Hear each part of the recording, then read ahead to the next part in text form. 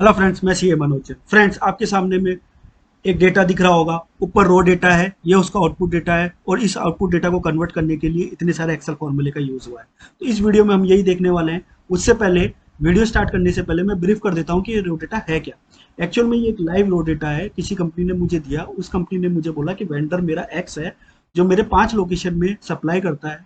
तो मुझे क्या चाहिए कि उस 5 लोकेशन का टोटल तो आ रहा है, लेकिन उसके सामने सामने मुझे, जैसे यहाँ पर मुझे ये भी चाहिए कि महेश जो है वो नॉर्थ में सप्लाई कर रहा हो, फिर एक स्लैश आ जाए साउथ में सप्लाई कर रहा है, फिर स्लैश आ जाए कि वो ईस्ट में भी सप्लाई कर रहा है, वेस्ट में भी सप्लाई कर रहा है, ऐसे स्लैश स्लैश आता जाए।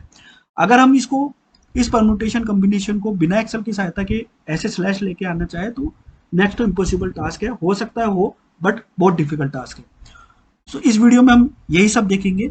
उससे पहले कि वीडियो को स्टार्ट करें, मैं आपको कुछ टिप्स यहीं से दे देता हूँ। जैसे कि आपको रो डेटा बोल्ड और अंडरलाइन में देना दिख रहा है, अगर मेरे को इसको रिमूव करना है तो मैं क्या करूंगा, कंट्रोल बी दबाऊंगा, कंट्रोल यू दबाऊंगा।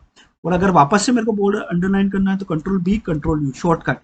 ये जो बॉर्डर दिख रही है, इसको अगर मेरे को रिमूव करना है तो सिंपल से क्या करूंगा, alt H B N, border remove, alt H B A, border आ गई।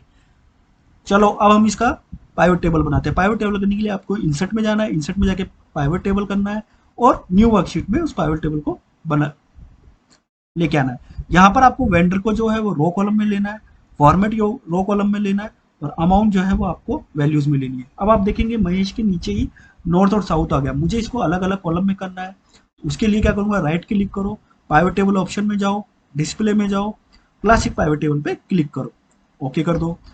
महेश और नॉर्थ साउथ अलग अलग कॉलम में आ गए। मुझे महेश के टोटल को हटाना है। महेश की जो रो नंबर 6 है उसमें मेरे को महेश रिपीट करना है। उसके लिए डिजाइन में जाइए, सब टोटल में जाइए, डू नॉट शो सब टोटल, और रिपीट लेआउट में जाइए, repeat all line item, Mahesh, Mohan, Mohan, Mohan, जितने भी आ रहे हैं। अब मेरे को क्या करना है, इस पाइवट टेबल के आगे 4 कॉलम इंसर्ट करने हैं। मैं ऊपर से 4 कॉलम सेलेक्ट करूंगा, फॉर्मूला लगाऊंगा, ऑल्ट एच आई सी।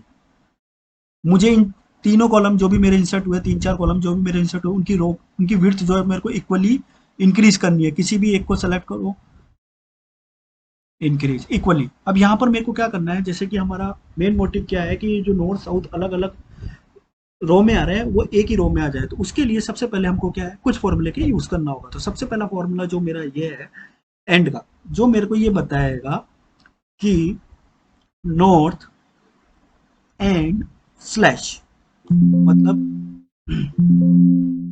ये आपको इन्वर्टेड कोमा में स्लैश को लेना है। एंड के बाद जो भी वैल्यू आती है उसको इन्वर्टेड कोमा में लेना है, ये ध्यान रखना है। नॉर्थ स्लैश मतलब महेश ने नॉर्थ में सप्लाई की है और किस में की है। तो महेश ने नॉर्थ में तो सप्लाई की है, बट उसके आगे और साउथ में की है, ईस्ट में की है, नॉर्थ में की है। अगर वो है तो नॉर्थ स्लैश साउथ आना चाहिए। अब जो दूसरा फॉर्मूला लगेगा वो लगेगा इफ का। इफ इफ में मेरे को क्या देखना है कि महेश जो मेरा D6 में है, अगर ऊपर वाली रो में भी सेम है तो मेरा जो रिजल्ट आया ऊपर, जो नॉर्थ स्लैश आया, उसमें मुझे क्या है कि साउथ भी जोड़ना है, ई भी जोड़ना है। बट अगर मेरा ये इक्वल नहीं है, ये तो हमने एक कंडीशन डाल दी कि अगर इक्वल है तो साउथ भी जोड़ना है, बट अगर नहीं है तो हमको क्या करना है, सिंपली साउथ ही रोकना है और साउथ के आगे एंड वापस लगा के स्लैश आ जाए। सो अगर हम इसको करेंगे तो मेरा क्या आ गया, महेश है इक्वल है, इसलिए उसने क्या किया, नॉर्थ के साथ साथ साउथ भी ऐड कर दिया। इस फॉर्मूले को हम ड्रैग कर लेंगे तो यहाँ पर मेरा आ गया। अब जैसे मोहन चालू हो गया तो ये दोनों इक्वल नहीं थे, इसलिए उसने साउथ ईस्ट और स्लैश रखा।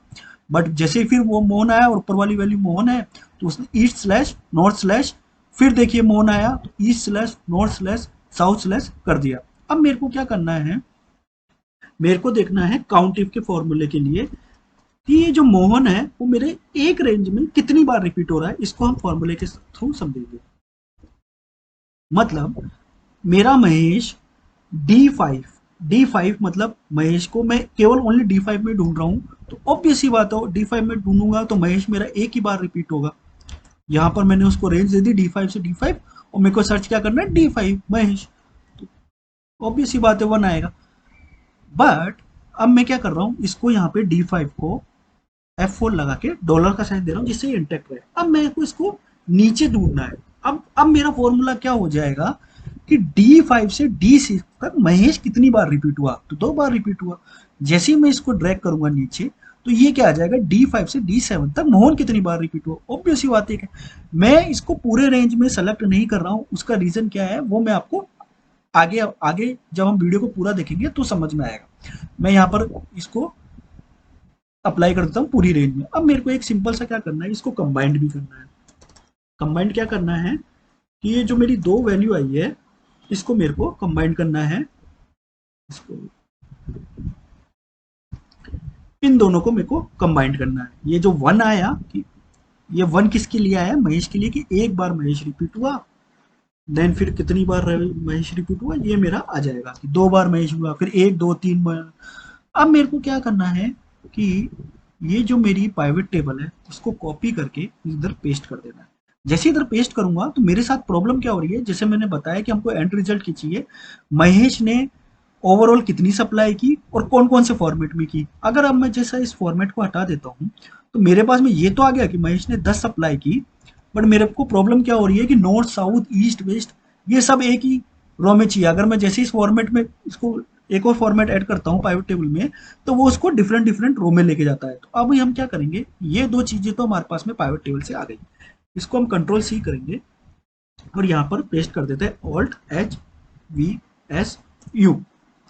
ये मेरा पेस्ट हो गया। अब जैसे मुझे पता है कि मुझे क्या करना है कि यहाँ पर मेरे को फॉर्मेट लेके आना है।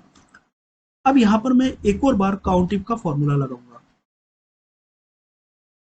ये काउंटिव का फॉर्मूला जो हमने यहाँ पे लगाया था उससे थोड़ा डिफरेंट होगा। इस बार मैं क्या करूंगा, पूरी रेंज सेलेक्ट करूंगा। उस रेंज में मैं ये ढूंढने जाऊंगा कि जो मेरा अपन यहाँ से लगा लेते हैं कि जो मेरा महेश है वो उस पूरी रेंज में कितनी बार यूज हुआ है। तो एक बार यहाँ से हम इसको लगाते हैं कि इस पूरी रेंज में जो महेश है वो मेरा कितनी बार रिपीट हुआ है। तो मेरा 2 बार महेश रिपीट हुआ है, ये मुझे समझ में आ गया। इस पूरे एरिया को मैं एक बार F4 करके इंटेक्ट कर देता हूँ रेंज को, जिससे ये लेनी और मुझे ये पता चल जाए कि उस पूरे रेंज में महेश 2 बार, मोहन 2 बार, 3 बार, राम 3 बार, शंकर 3 बार। अब मैं क्या करूंगा, उसको फर्दर कंबाइन करूंगा जैसे हमने ऊपर किया था। यहाँ और यहाँ फर्क क्या है, यहाँ पर वो क्या बोल रहा है कि वो एक पर्टिकुलर रेंज में ढूंढता है कि महेश एक बार हुआ, फिर उस रेंज को हम आगे इंक्रीज करते हैं। यहाँ पर हमने क्या किया, इस वाले इसमें हमने क्या किया, ओवरऑल ही रेंज सेलेक्ट करके ये ढूंढना स्टार्ट किया है कि महेश कितनी बार रिपीट हो रहा है। अब मेरे को पता चल गया कि महेश 2 बार रिपीट हुआ है, मतलब कि महेश ने 2 एरिया में सेल्स की है। यहाँ पे अगर हम देखने जाए तो महेश ये है, तो महेश ने नॉर्थ और साउथ में सेल्स की है, तो मतलब मैक्सिमम उसने जो सेल्स की है नॉर्थ एंड साउथ में, और मैक्सिमम टाइम जो रिपीट हुआ है वो हम यहाँ पर लेके आ गए, उसको हमने कंबाइन कर दिया। अब अगर मैं इसका वी लुकअप लगाऊं, इसका मैं वी लुकअप लगाता हूँ तो मुझे पता चल जाएगा कि महेश ने कौन कौन से एरिया में सप्लाई की है। ये आ गया नॉर्थ साउथ। हम इस रेंज को सेलेक्ट कर लेंगे, F4 लगा के इसको इंटेक्ट कर देंगे और सिंपल सा फॉर्मूले को रिपीट कर देंगे। तो यहाँ पर फ्रेंड्स ये देखिए, महेश ने 10 रुपए की सप्लाई की है, कौन कौन सा एरिया है, नॉर्थ साउथ।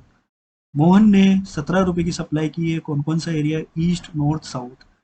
इस तरीके से हम एक ही रो में अपनी पूरे एरिया को लेके आ सकते हैं विद इंडिकेशन की ईस्ट, फिर हमको समझ में आ रहा है कि नॉर्थ, फिर हमको समझ में आ रहा है कि साउथ। अगर इसको थोड़ा सा और हमको प्रेजेंटेबल वे में बनाना है तो इसको सेलेक्ट कीजिए, सिंपल सा कंट्रोल टी कीजिए, ओके कीजिए, ये आपका टेबुलर फॉर्मेट में बन के आ जाएगा।